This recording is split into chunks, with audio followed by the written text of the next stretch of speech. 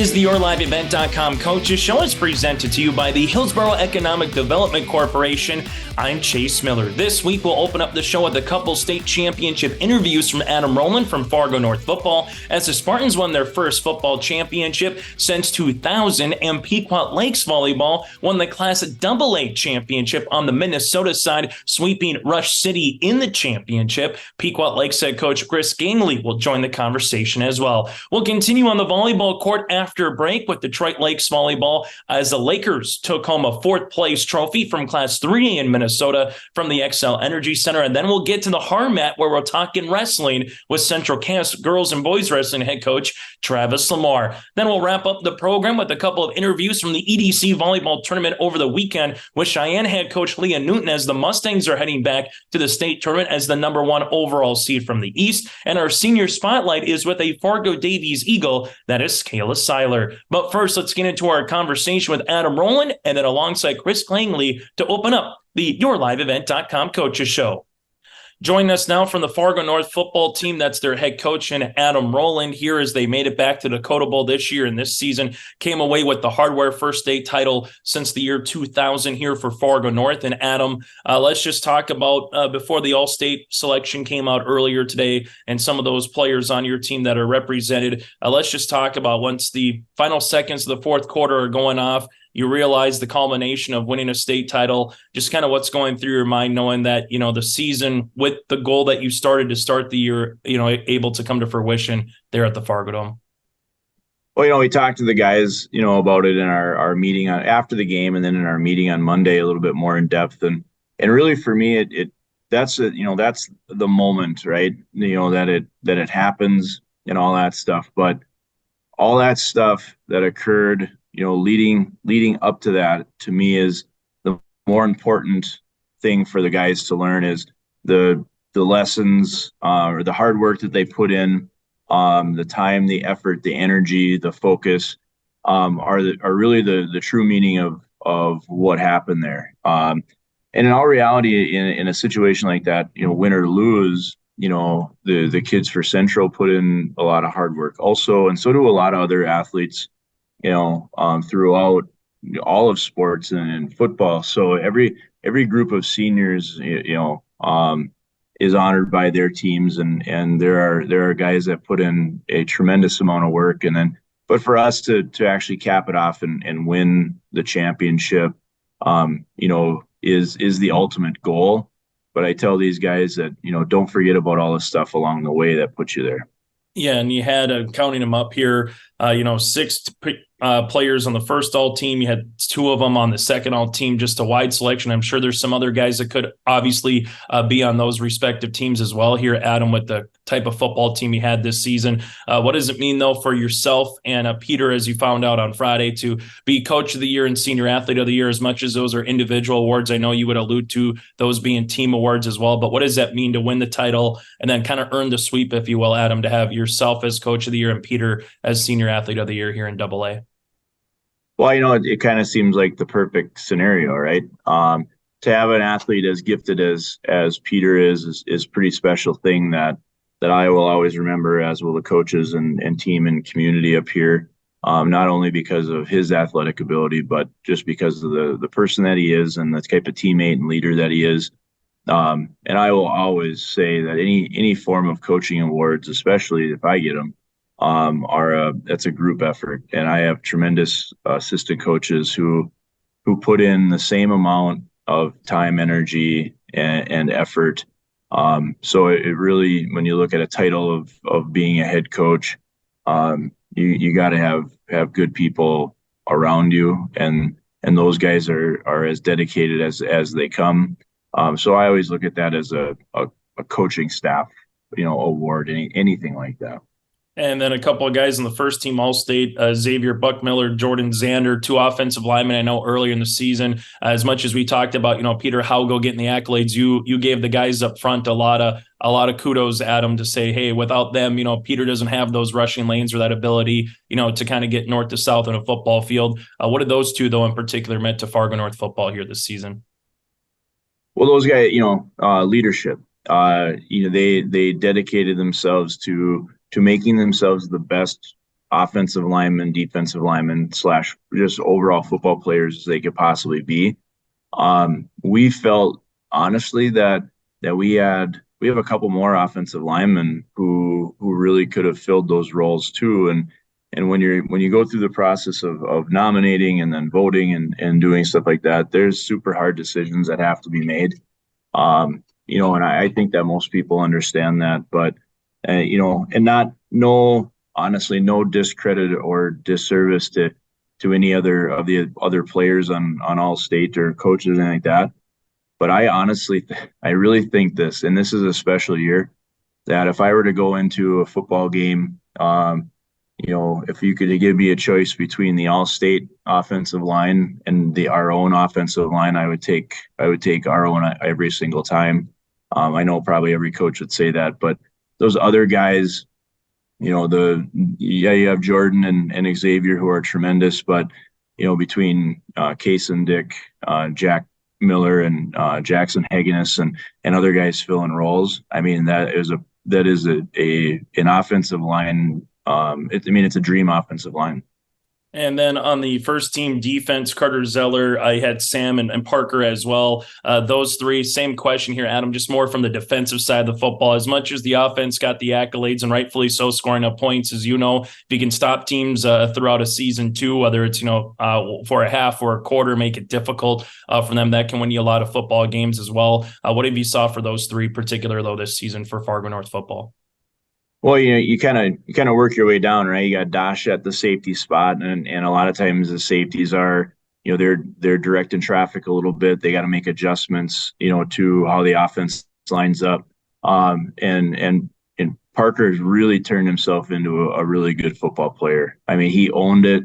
After his sophomore year, we had some openings there, and he really owned it in the offseason and got the work done.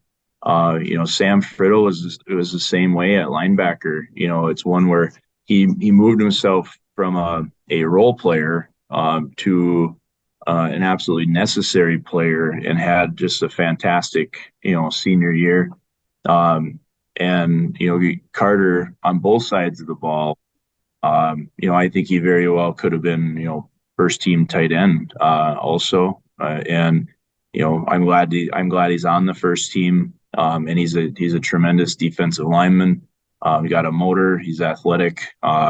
So those guys deserve it. But then again, you go out to, the next guys that we have. We had other linebackers, other DBs, other D linemen who were phenomenal this year and put the work in. So there's just not enough with a team like this that we have. There's just not enough awards to go around. And then, Adam, what makes November football? You've been part of it now the last couple of years, again, in that run to the Fargo Dome here. But what makes November playoff football and getting to that Fargo Dome a little bit different than, that first game in August, or kind of you get to the midway point of the season there in September? What changes, or does much change from, your coaching perspective or the guys, getting out on the field, for November football compared to what you saw earlier on in the season? So we were pretty consistent this year. We had a very veteran group, right? And a lot of those guys had played when they're sophomores, started and stuff like that. And then, obviously we were in the championship last year, so they had that experience, the playoff experience. And so we were pretty consistent this year, in our message week in and week out as guys. It's still, one rep at a time, one play at a time, one practice at a time, one game at a time. And I really believe that's the only way that you can go undefeated throughout a season is to really focus in on your weekly opponents, no matter who they are, and get the work done in preparation and in practice. And then, as we got towards the end of the season, we just flat out said to the guys, hey, if you want to play where it's warm, you got to perform when it's cold. And that really is the last game or last couple games and the playoffs. The playoffs were kind of, I don't want to say bitterly, but they were cold. And the guys, they had to push through it just like the other team did. And that was, we just kind of bought into that and we had our sights set on that championship game. Two more things for you, Adam, as we kind of put a bow on this. We were chatting beforehand that, this is a busy time of week for you guys as well with your banquet, your end of the season that you have for your team as you do every season. But just take us through what the weekend was like heading into this week when you're kind of having end of the year meetings with the seniors that are, graduating to those who are coming back. Some of the things you want guys to work on in the off season here, whether they're playing a sport like wrestling or basketball, hockey, going right into winter. Just from a coach's perspective, once that championship was all said and done and you were leaving the Fargo Dome, what was the rest of your weekend into the early part of this week like for a coach? Well, I went and met up with family and had some pizza, and I'll be straight honest with you, I was exhausted. And went home, with my wife and two kids, and really went to bed. Got up the next day, and you're still getting text messages and phone calls and things like that from people, and it's nice. There's a lot of people you haven't talked to in maybe a while, wishing you well and things like that, and we turned around and we had a pretty long, extensive coaches meeting on Sunday, and a lot of that is obviously banquet prep, end of the year prep. We got equipment to take care of. As coaches at the high school level, we are also the equipment managers. So we had to get things cleaned up, and it really just kind of felt, you're riding that high, but it just kind of felt like normal getting back, and it was almost like a normal coaches meeting on the Sundays that we have. And we basically turned right around and had our equipment turn in on Monday team meeting, and the team meeting is different, right? We do a little final send off for the seniors, and then I'll be honest with you, when those seniors leave that meeting room, we start setting the table for the off season and for next season with the underclassmen. And it's really eye opening for the underclassmen. Juniors, you're now seniors. Sophomores, you're now juniors. Freshmen, you're now sophomores. And look around the room, and we got some. We said this. You don't have to fill any shoes of anybody that left that room. You just got to fill your own shoes, play your own game, do your own work, and own it and make it yours. And that's our message to the guys returning. Is use that group as an example, right? It's a great example, and then make it your own. Final thing, Adam, as you kind of leading to that, and the other part of the news that kind of came out was where teams are going to be in high school football. Knowing you guys will be moving up to 3A with the success points that you've had on the field the last couple of years. Was that talked about then in the meeting as well, knowing that there is history between middle school, between freshman ball? These players have played against these teams before, maybe not at the varsity level, for the last couple of seasons, barring how the schedule has worked out with that imbalance between AA and 3A. But how much was that brought up in the meeting for you here, Adam? We said we were going to wait until the final decision was made. I got a lot more to kind of say about that, that we probably don't have time for here. And then really just about alignment in the state of North Dakota in general, and how we go about assessing that with the changing landscape of the larger, it feels weird saying metropolitan areas, but the larger schools versus the medium-sized schools, and what does it mean to be a medium-sized school? What is our threshold? Are we looking at it the right way? We seem to be just looking at it from the top down. Do we need to look at it more from the bottom up? Is there room in the state of North Dakota for another class of football? Things like that.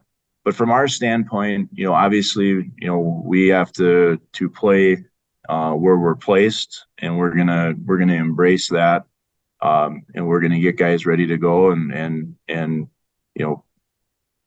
gonna do what we do. We're gonna work in the off season, and we're going to do our camps, and we're going to get guys ready to go to play football games. So, I mean, it just came out yesterday. We'll have conversations with the guys and the guys returning and stuff like that. But we still really want to kind of enjoy right now, what it's been less than a week and of what we were able to accomplish this last season. And there'll be time to move forward with the other stuff. 100%. Congratulations again, Adam, on a terrific football season with all the off the field accolades, on the field accolades, and everything this season for you guys. And best of luck here as football coaches, as some of you head to the off season, others maybe go to a different sport coming up here in the winter and the spring. Yeah, I'm excited to watch these guys in their winter. We have a ton of kids that are going to be in winter and spring sports, both from the senior class and then underclassmen. We promote that big time. We want multi-sport athletes. we want as many as we can possibly get, because it truly makes them a better, well-rounded athlete. It makes them a better football player. I think it makes them a better person. So the specialization, I don't really like that. So we want kids that's doing as much as possible. And then the guys, maybe, winter sports are really specialized at times. The guys that aren't maybe in them or any longer in them, they got to get in the weight room. That's the bottom line. So, Adam, as always, thanks so much for your time and best of luck moving forward. Live, work, and play here in Hillsboro, North Dakota. The Hillsboro Economic Development Committee can assist you with information and support for business and housing. Experience Hillsboro. More at 104.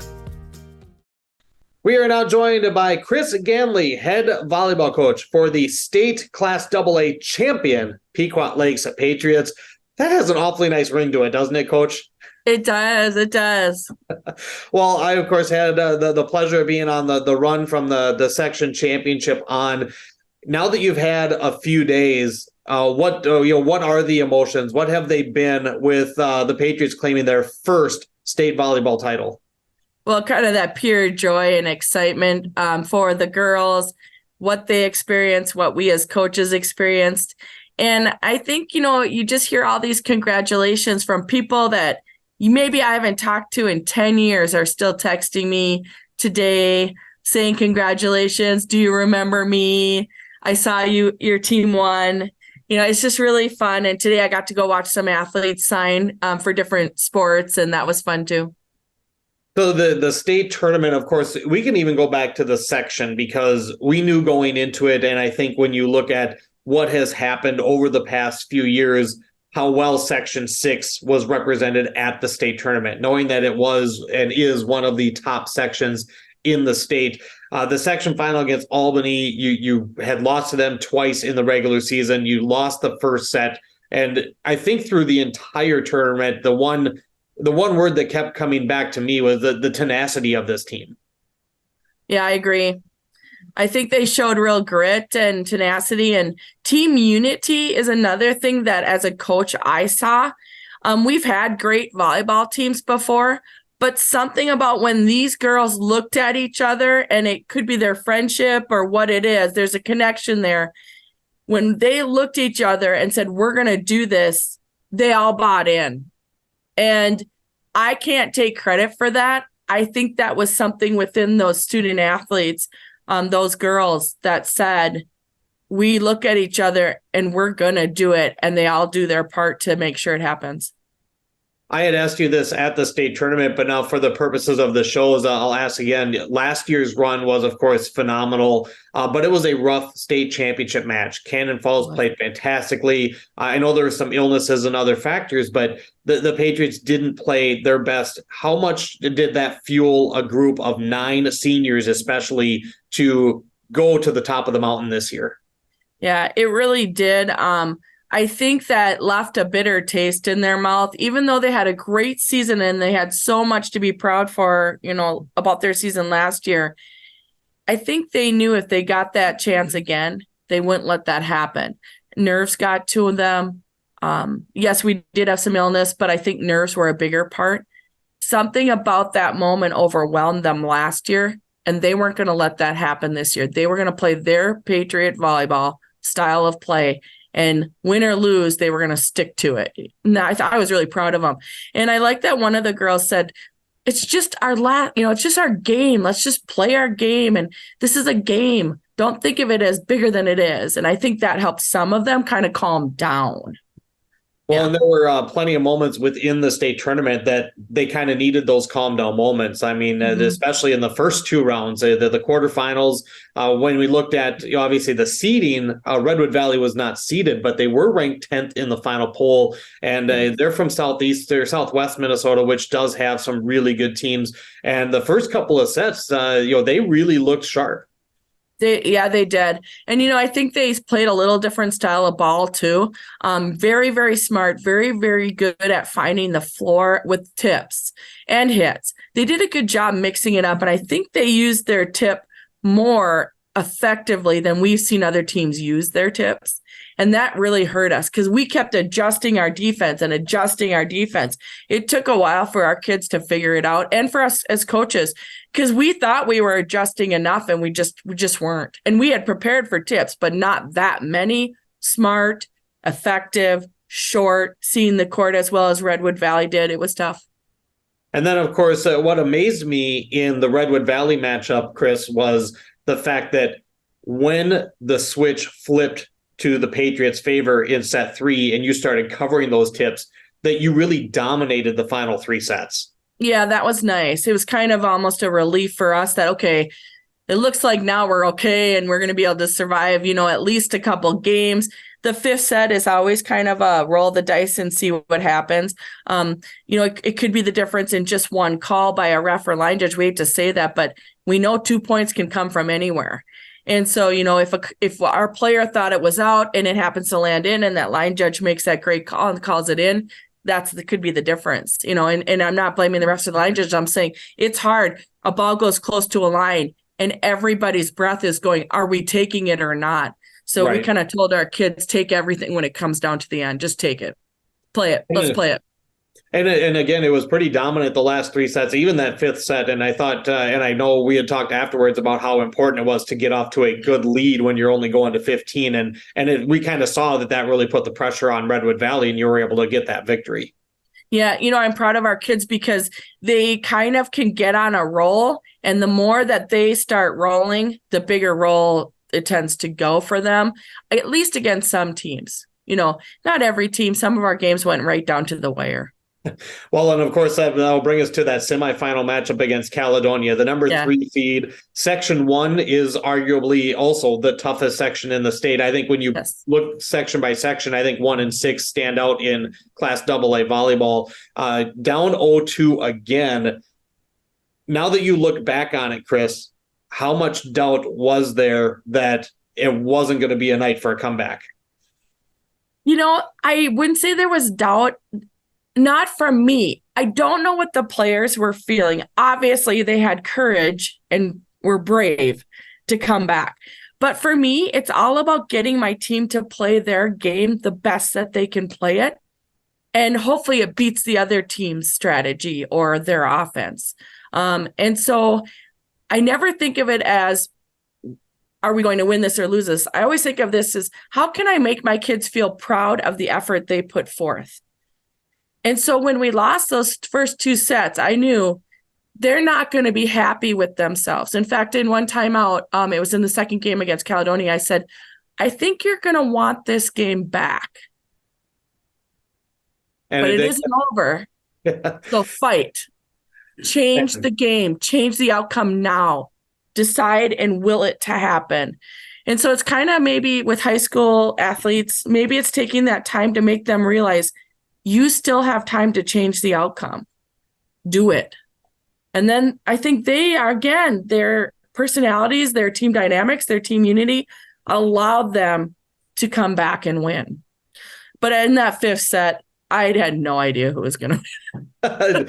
No, and obviously it was going to be a battle. I thought both teams were playing fantastic at that point, And I always say to the kids, this is a great game, because I want them to appreciate that before the outcome is determined. This is a great match. You're playing great. That's all you can do and hope for the best. Yeah, and a state tournament like that, and of course, there were, neither team hit real well in that game, and you could tell both sides that there was getting to be a little frustration. But again, your team just found a way, and I know there was a moment that things got loosened up a little bit, and they were able to close it out. Yeah, I think one thing too is that someone said, why wasn't the kill percentage higher? And I said, because both teams were playing incredible defense. They were. I mean, Caledonia's defense, Ella was hitting pretty hard at her. Those balls went way high. In any high school gym, they would have hit the ceiling. Yep. But there's no ceiling. The refs even joke about it, that you can't hit the ceiling there. They always say, anybody who hits the ceiling, we're going to admire you, So Ella would crush it at the Caledonia Libero, and she would dig it, and it would go so high, but it was in play. and playable for their offense. And I was just like, wow. And the same thing would happen on our side. There were some incredible plays by them that our kids picked up. It was amazing. Yeah, it really was an amazing match. And of course, Rush City, the number 4 seed, ends up knocking off top seed Southwest Christian, setting up Saturday's championship. They were the champs of Section 7. Another very impressive, 30-win team. And yes. They had a couple of, they were a team that had some good balance coming into it. And again, there was not going to be an 0-2 hole on Saturday. Your girls came out and played your game right from the start. And I think that's what stood out about looking back at last year, and they were not going to be nervous at the start of that one. I thought they got off to a wonderful start. I agree. I think that was probably our best state tournament match as far as starting out immediately in our system, in our pace of game, controlling it right from the start. And I do think Rush City is a great team. I think they were nervous as we were last year.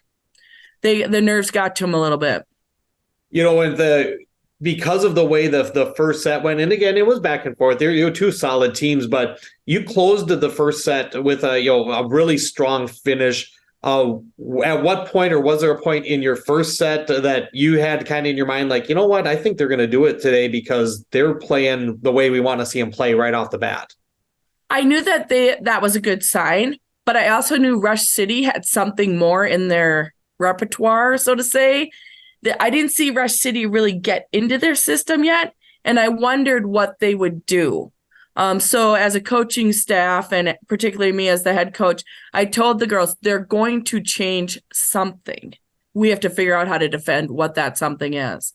And I just think that Rush City showed glimpses of who they really are, but then somehow we were able to kind of push them back down a little bit out of their system and keep ours going. And that means a lot. When teams are comfortable because they're running their system, points get on the board. When you make the other team uncomfortable, they struggle to put their points on the board. Yeah, they did. They had a lot more hitting errors than the Patriots did in that sweep. The final point goes down, and it's kind of interesting that the last point wasn't one of those dramatic monster kills or an 8th serve, just a really nice, well-placed roll shot from Ella Cradaville. And then, of course, the celebration was on. Talk about that moment. Yeah, it was great. It's funny because we were out of system. Rush City was smart. They sent us out of system. I think it was a pass set that went to Ella, and I think she just slopped it over. Yes, she got the blocker's hand. And so you're right. It was kind of, we would have rather she crushed it or Grace came up with a huge block or, something like that. It just didn't happen like that. But the celebration was amazing. And the girls, to have that done in their minds, I can't even imagine what those student athletes felt like. I saw the joy. I felt joy for them. But in their heart of hearts, that must have been just like, this is a dream come true.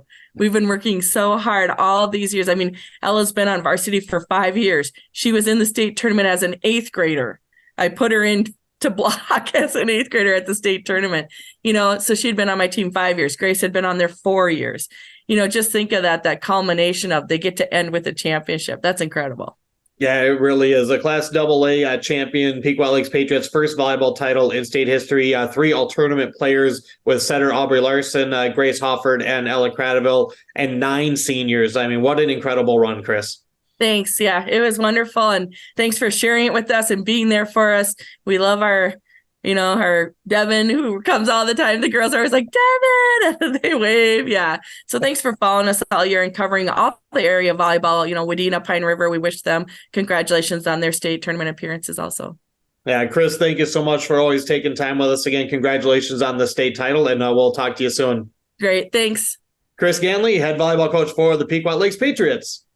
Hey growers, when working on your water management solutions, call Chad's Excavating out of Mayville. They are your water management contractor, helping you with tile drainage plans, service drainage plans, or both. Remember, water management is a lifetime investment. Call Chad 701-430-0182 to get your water problem solved. For more information, follow Chad's Excavating on Facebook. For tile drainage and service plans, call 701-430-0182. Chad's Excavating out of Mayville, helping farmers grow. Do you want that new boat? Are you building onto your home? Maybe you want the new camper or ATV. Dakota Heritage Bank can help you. This is Dustin Nagel, president at Dakota Heritage Bank Hillsborough location. You can visit with me or our other loan officers to help with loans and lines of credit from Dakota Heritage Bank. We are serving you with locations in North Dakota and Northwest Minnesota. Dakota Heritage Bank offers financial services you expect with a local perspective. dhbanknd.com. Dakota Heritage Bank, equal housing lender, member FDIC. There's more at 104. Hillsborough, North Dakota has everything you need on your next road trip. Food, fuel, fun, and family-friendly activities. Stop by and fill up your tank or grab a bite to eat. Have a blast at Goose River Golf Club, the swimming pool, or one of our beautiful parks. There's even ice skating and cross-country skiing. Take in the sights or stay the night so you don't miss a thing. Experience Hillsborough and see why there's more at 104.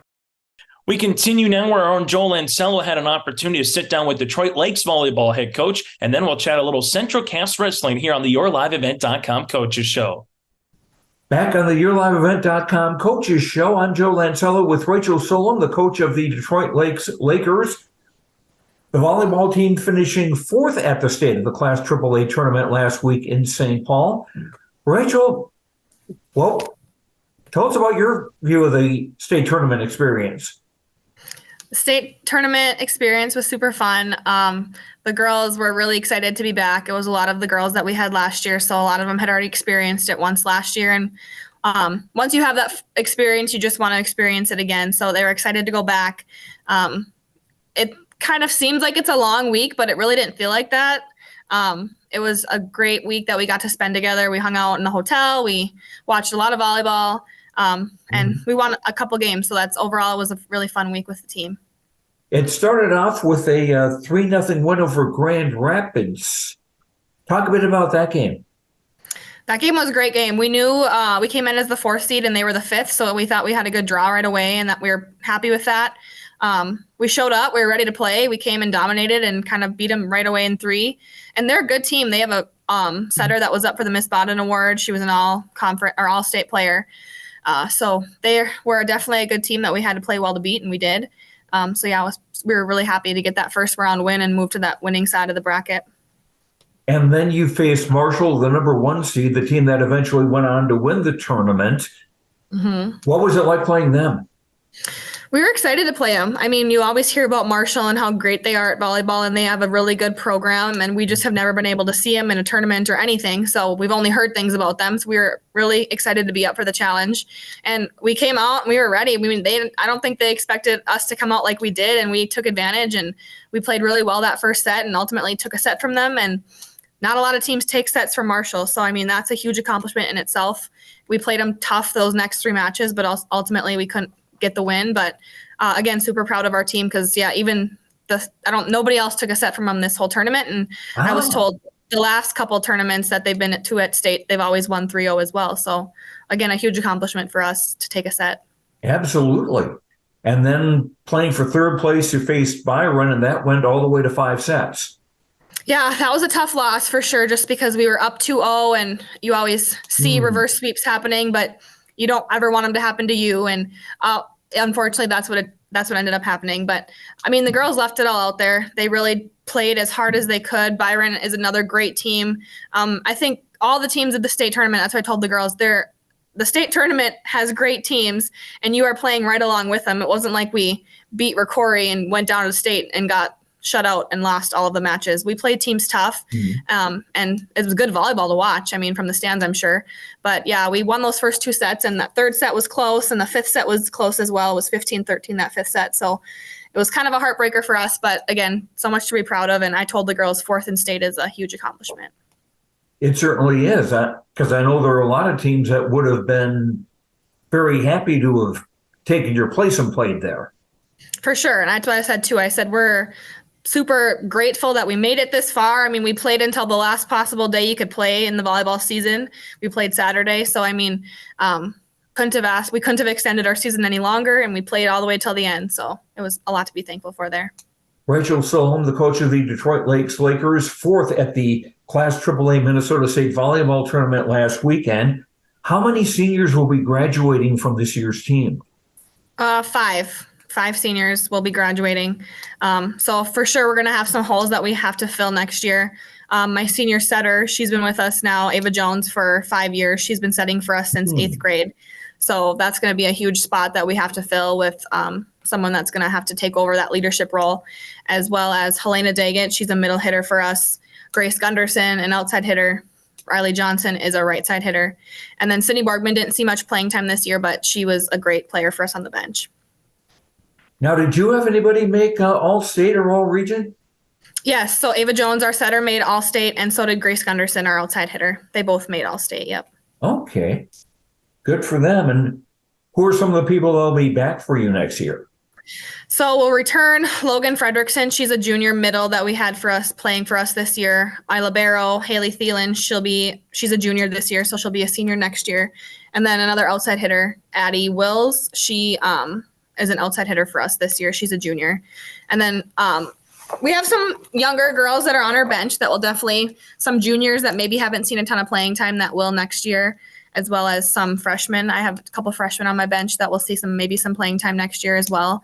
But it's definitely going to be a year that we got to work this summer and we got to rebuild because, like I said, Ava's been here since 8th grade, and I think Grace, Riley, and Helena have been playing for us for at least 3 or 4 years themselves. So it's just they've really gotten used to each other, and I think that's really led to a lot of success. So we got to find a way to build that up again. Maybe not so much rebuild, but reload. Right. Reload. Yeah. Reload. And I think the girls underneath them now have been with them. So they've seen all this happen and now they're eager to do it themselves when they get their chance on the court. So I think that's also we're heading in the right direction. Okay. Rachel Solum, Detroit Lakes volleyball coach. Thanks very much for the time and congratulations on finishing 4th at state. Thank you so much. We'll continue with the YourLiveEvent.com Coaches Show brought to you by the Hillsborough Economic Development Corporation right after this. Hillsborough Economic Development Committee supports businesses in the Hillsborough community in the form of loans and grants. Experience Hillsborough. There's more at 104.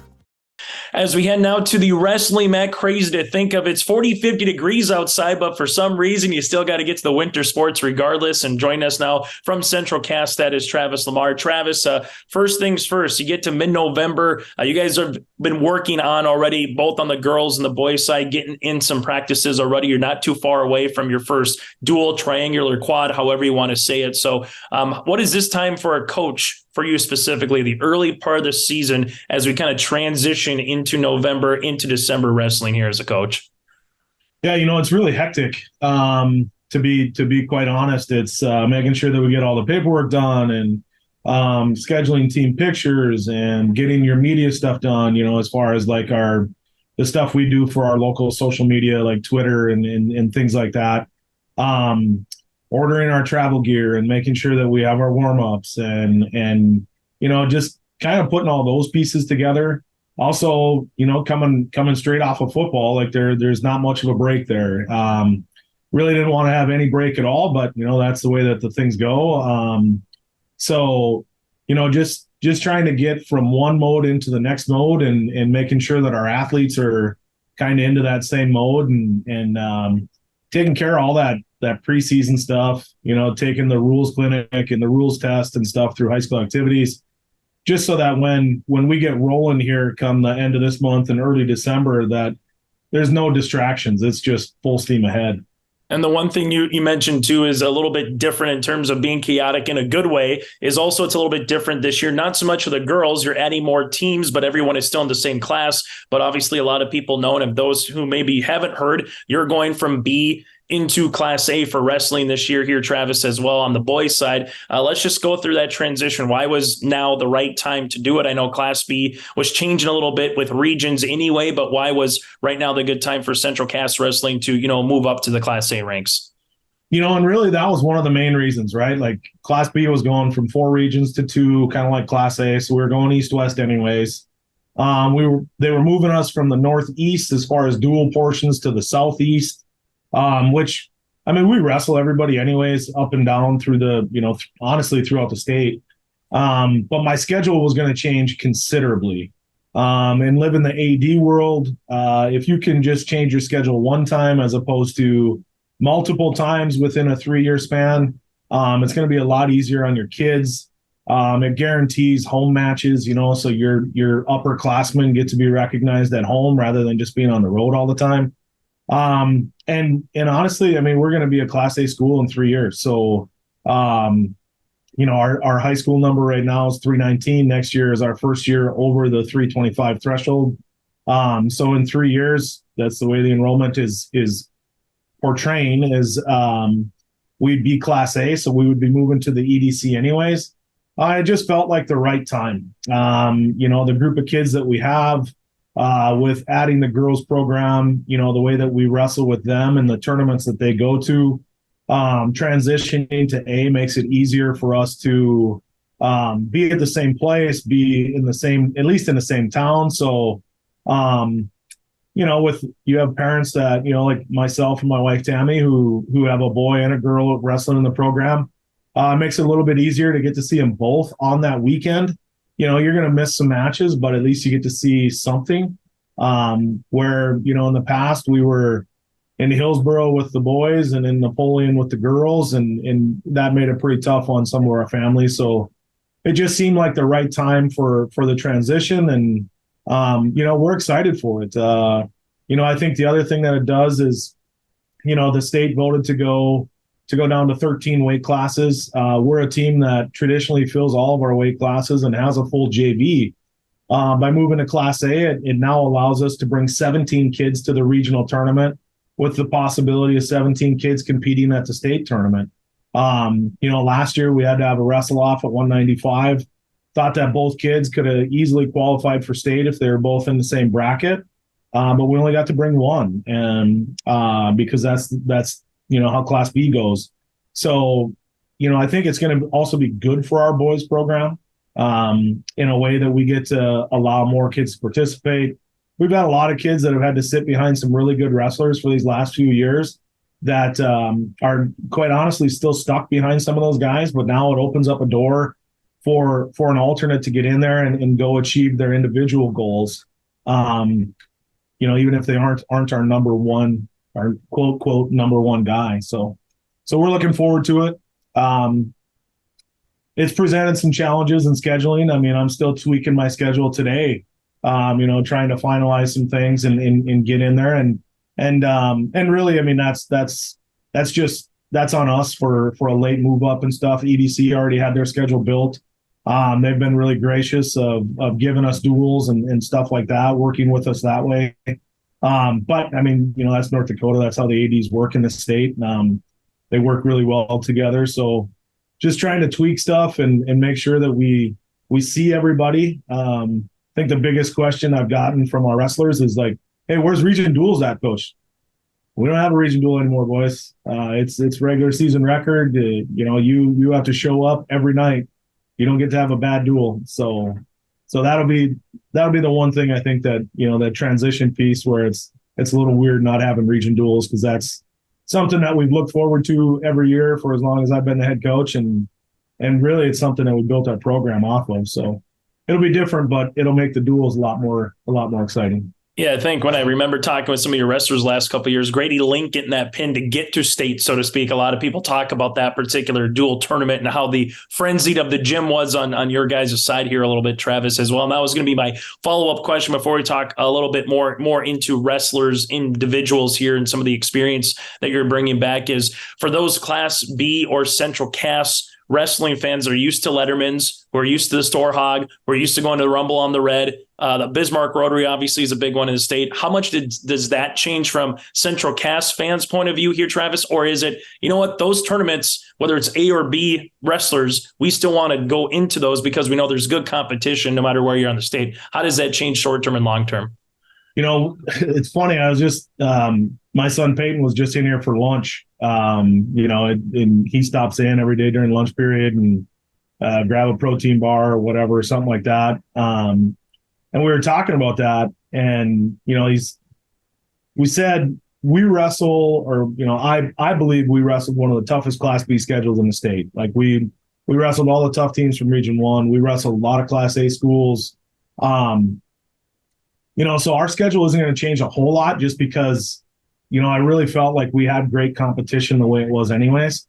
Opening weekend, typically we go to Hillsboro for the duels. We're not doing that. We're going to go out west. We're going to wrestle at the Mandan Lions. The girls are going to wrestle at the Bismarck at the Bismarck Public School Tournament for the girls. So we're at least in the same communities in that way. Otherwise, second weekend we had been going to Lemar. We're going to go to Carrington because we can get some duels and an individual piece there as well. And the girls wrestle in the gym right next door to us, so it kind of helps us out there. I think the main changes, Letterman's, we're keeping Letterman's the same. With as late of a move as we made to going up to Class A, number one, I didn't want to put any of our Class B teams that have been coming to our tournament for years kind of in a lurch and not have a place to go.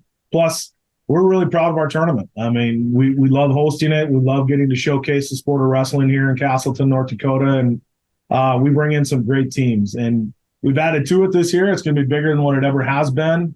We're bringing in some really good teams, along with the teams that have been here forever. So, a lot of people said, well, you're going to go to the Rotary now. No, we feel like the competition we get at the Letterman's is going to be stiff enough for us that we don't need to go out to Bismarck for the Rotary.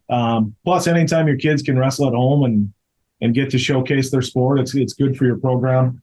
The girls will go to the Store Hog. The boys, because we're short a couple duels in the EDC, we're going to the FM Metro duel tournament to try and make sure that we get a couple of our regular season duels taken care of. So we have an accurate ranking as far as who the top 4 teams are out of the East going to the EDC, or coming out of the EDC going to the state duel tournament.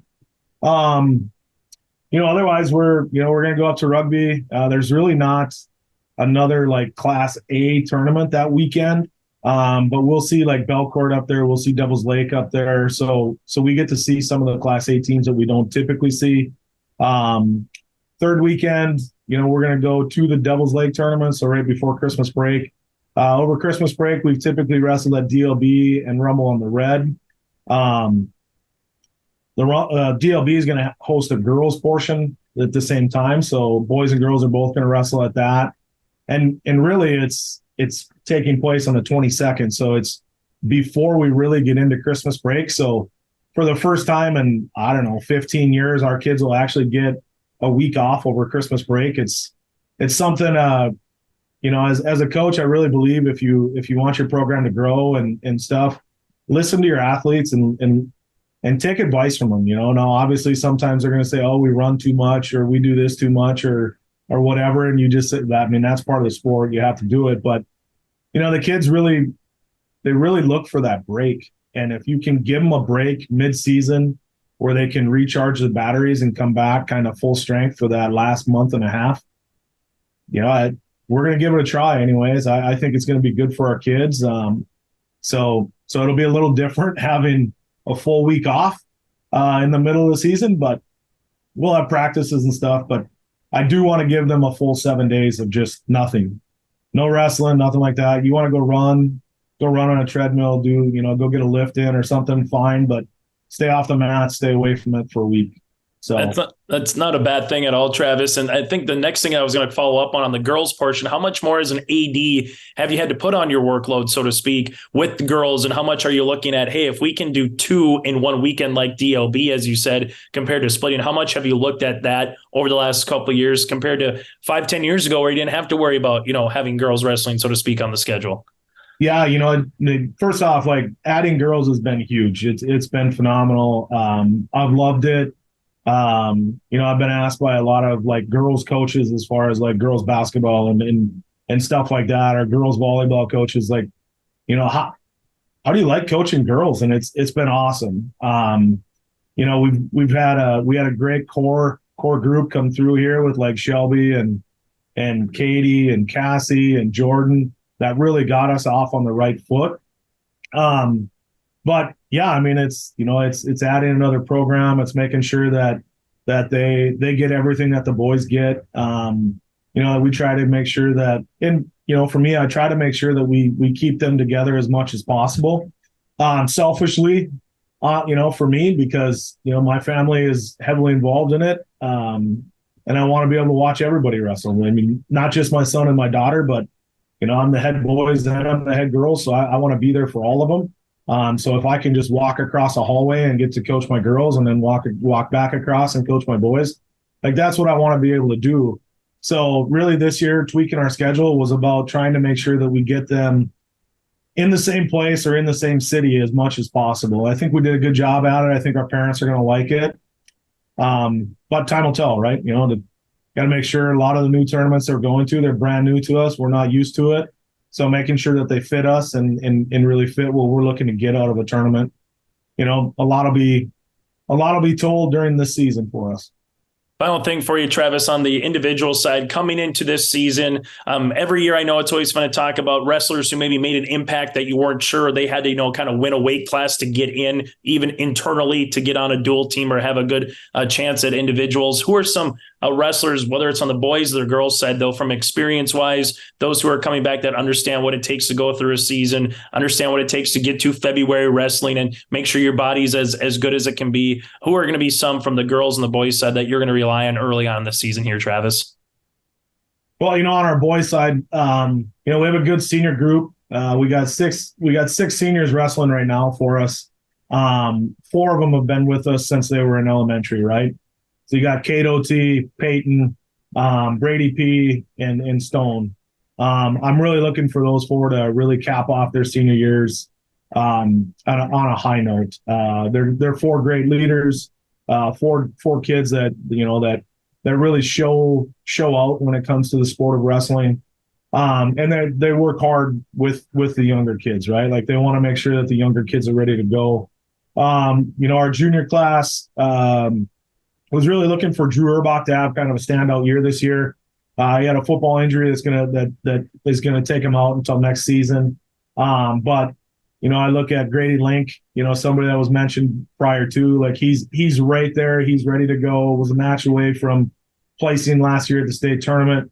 Mitchell Melander had a phenomenal season last year, but he was stuck behind our upper weights, and we were really strong in our upper weights. So we're looking for him to have a big year. Caden Graber is one that's been behind OT and Stone forever. We think we finally have it to where he's going to be able to slide into the lineup and compete for us at the varsity level. Evan Volk is a kid that's, the Volk name's been involved with wrestling for as long as wrestling's been around. But he's been injured and he's never gotten through the year to where we've been able to get him out there. And we're hopeful that he'll be able to this year. We need him, with the way kids grew and stuff like that. He could slide right into a perfect spot for us. Some of the upper weights, so you're like Jennings Cooney, who, again, had a great year last year, but was behind Dylan and those guys. Hunter Parisian is another kid, really looking for him to step into the fold. He's wrestled Peyton and Josiah Crandall and Brady P. every day for the last 3 years. So he's ready for that varsity spot. And then we have John Call and Derek Jorson. They're both finally 100 pounds, which, like somebody like me saying that, I was 100 pounds in second grade. So, it shouldn't be that hard to get there, but for those two, it's been a chore and they've put the work in to get there. And they're 2 that could see a lot of success for us at 107 pounds. A lot of young guys that, we're really looking for, like Aiden Thummel, Ryan Osmondstead, Carter Savvy. Like we got some great numbers. And we've got some great kids that we really think are going to step in. And, we think we can hold our own in the EDC. Cheyenne's a real tough team. Like, obviously Davies is always good. Like, it's Class A wrestling. It's going to be good, but we feel like we belong there, and we feel like they can compete, or we can compete, both on an individual side and on a dual side. On the girls' side, I think we're right there, right where we were last year. Going to be battling with the Bismarck teams for a state title. I really do. We're going to be super tough in the lower weights. We bring Anna White back, state champ. Mallory DeVries didn't have a great state tournament, but she's more than capable of getting into that finals match, winning a state title. Brianna Mayer, she didn't have a great state tournament either. She went in ranked and had the ability to place and just fell short. We believe she could be a top 3, top 4 girl for us. Sheyenne Helland, she's another one kind of at that 155 range that we really feel is gonna improve and climb higher on the podium this year than what she did last year. Lois Schneider's another one. She's put in a ton of work, and I expect to see her do well. Isabel Duchuk will be kind of our senior leader. She put in I don't think there's anybody on the team other than Anna that put in more time than Duch did to get ready for this year. And like she is ready. She can't wait. I'm looking forward to seeing how she does. Ava Gullison is a junior. She's going to be kind of our top upper wrestler. She had a chance to win a region title last year, fell just a little bit short. And I think it just kind of hung with her going into state. She was as good as any of the girls that placed 1 through 8 last year at state. Could have beat any one of them. I believe that she'll be right there this year. We got some new girls. Obviously, my daughter Grace she's been a champ. She's been a runner-up. She's been 3rd. We really feel like she can get back into the finals again. We have some 7th graders, Lakin Capon, who's will be new to the varsity side, but has wrestled a ton in elementary for us. And we got some new juniors that came out. So like, I feel like we're going to fill our lineup kind of all the way through.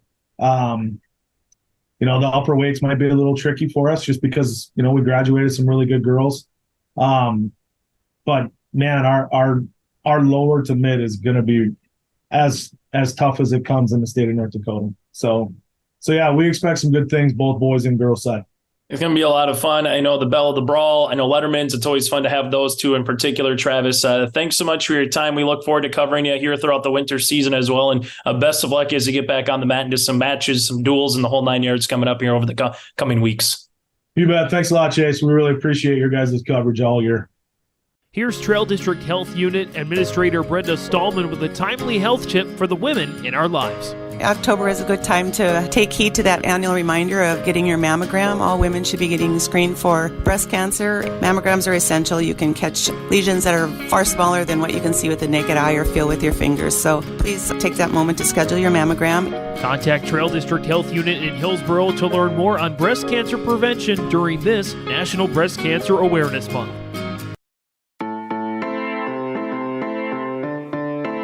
Bank of North Dakota wants you to be confident when it's time to make student loan decisions.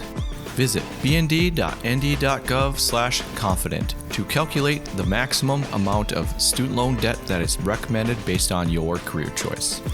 You can also learn how to apply for financial aid and get tips to cut education expenses. Visit bnd.nd.gov/confident today. Treat yourself to a great career at American Crystal Sugar Company. Team up with quality people making quality products. Full-time and year-round in a stable business. With great pay and benefits including time off available from day one, American Crystal Sugar Company invests in you to promote your continued growth and career advancement. Grow your career doing your best work within the world's best beet sugar company. Apply online today at AmericanCrystalCareers.com. The West Fargo Cheyenne Mustangs are the #1 overall seed from the EDC. They open up the state tournament tomorrow afternoon at 1 o'clock in the Class A quarterfinals against Bismarck High. We'll chat with Leah Newton coming up here shortly. And a reminder, our senior spotlight for the Fargo Davies Eagles with Cayla Seiler as the Eagles are back to state for the 11th time in 12 seasons. Here's our interviews with Leah and Cayla. About, so many good teams here in the EDC, 1 through 8 on any given night. The quick turnaround after losing in 5 to Fargo Shanley. What was the last, 12, 13 hours like to get ready for another really good opponent in Grand Forks, Red River? Hey, I spent the first 2 hours kind of going over the loss, but I knew that we had to come back today, and I know we had to really show up. So I took it into my hands to show up for my team, and I made sure that they were ready to be here too. One of your seniors who had a really nice day too, and Leah Lockway. Just what has her performance meant for Fargo Davies volleyball this season? She is such an amazing hitter. She gets us out of a lot of hard rotations for us, and she's such a big blocker up at the net. She swings, just makes a really good teammate. What does it mean to be going to a state tournament? As we mentioned, 10 straight years, you fall short in this particular match a season ago. Yeah. You're back as a senior. What does it mean this year for the Eagles? It means so much, especially coming back as a senior to make it to the state tournament again. We hope to really make an impact on the state tournament as well. How fun is it that the state tournament's at the Fargo Dome? It's going to be in your hometown. Amazing. You're going to get a lot of fans. Are you excited to not just have 3 more matches with your team, but to not have to worry about traveling and just have a big fan base coming out? Yes, 100%. It's going to be a lot better sleeping in my own bed this year. 100%. Let's talk about Fallon, too. I mean, Yes. there have just been particular times in this season, but in this tournament, where it seems like when you need a big swing, she has delivered on the outside. She is there. She is obviously young. She's an underclassman sophomore.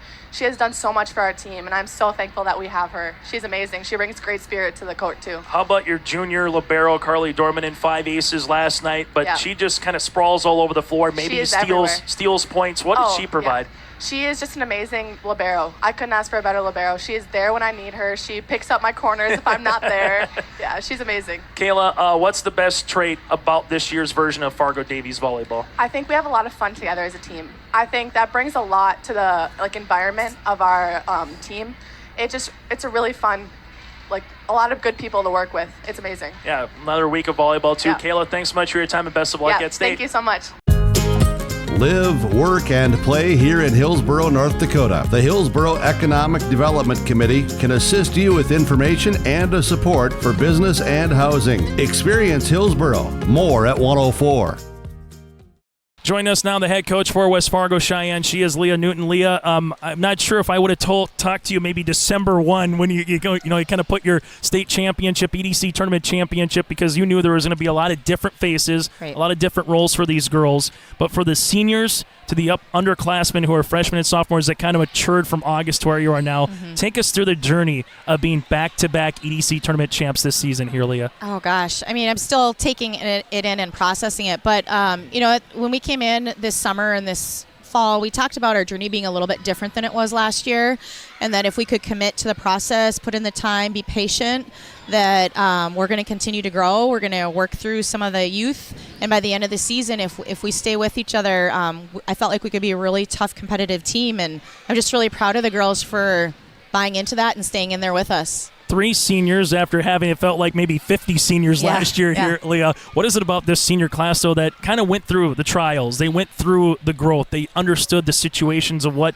November volleyball kind of feels like. How have you seen those 3 particularly lead this season? They've really stepped up, particularly this last part of this season with Izzy and Mia. I'm really proud of them. They know, and they were there last year, and they know what it takes, and they had great leaders to set an example for them. And I asked them, hey, you know what you liked from last year. Let's add your personality to it and your leadership style to it, and let's get these girls to come with us and help lead the way there. And they stepped up and they did a really good job. And it's tough. They're like the 2 seniors out on the court. We got a lot of young kids out there, and I'm just really proud of them for taking that on and being patient and working really closely with these younger girls. Someone who had a nice tournament, obviously, and a nice season is the junior outside hitter again, Alexa Cloran. We just spoke with her moments ago. What have you seen from her growth this season that has allowed her to have this success on the court? She's done a fantastic job. We actually have her as one of our captains as well. She plays 6 rotations for us. She's a competitor, and she's got a natural leadership style, so we asked her to step up and help us out with having a smaller senior class, and she's just done a tremendous job. She's always up for trying things. She wants to get better. She works hard, and I think the fact that she's always going after the ball. She's always that one that's there early, setting up, tearing down, all that. I mean, she just sets a really good example of what we're looking for, and just such a hard worker. So I'm really proud to see her blossom the way she has this year. 2 more questions for you. I could talk to you probably about anybody on the roster, but it seemed like today in the rotation when Addie Kill was at the service line, she had some aces. She got Fargo Shamley a little bit of off rhythm. What is it about Addie? And, you have players that have different roles on the team, but what is it about today and just the role that Addie has played this season? She has a really good floater serve. She puts everything that she's got behind it as well.